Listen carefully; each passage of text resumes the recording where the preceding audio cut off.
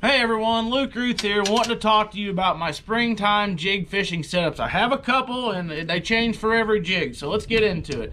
First of all, if I'm going to be fishing a finesse jig, I love a heavy or a medium heavy rod, 15-pound test, just a 7.5-to-1 lose reel, and a motion fishing finesse jig. If I'm going to be around a little more cover, maybe behind the docks, I'm going to go to that heavy instead of that medium heavy.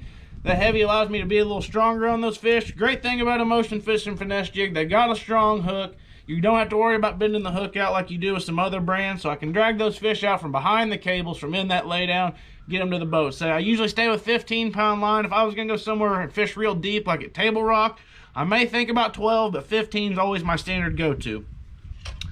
Now let's talk a little more about flipping, when I'm not throwing the finesse jig. Let's say I'm wanting to fish the flash mop or another brush jig behind docks, in thick laydowns, on channel banks, and the water's really dirty. I'm going to stay with that same heavy action, 7.3 heavy action Falcon rod. I'm going to go up to 20-pound test. I don't use 15 on the flipping jigs. 20-pound test is all I use, and another 7.5-to-1 lose reel. That 20-pound test just doesn't allow me to break off. I get behind the cables, get a big one pinned up. I can usually get them out with the 20-pound test. And that motion fishing finesse jig, that flipping jig's got a great hook on it. You don't have to worry about bending that hook out.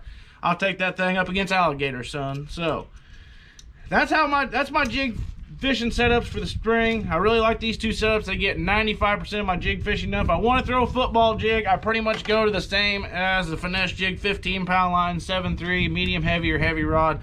That'll get you done the football jigs you want to drag some points. So this is the way I set my jig setups for spring fishing. Tell me how you do yours down in the comments.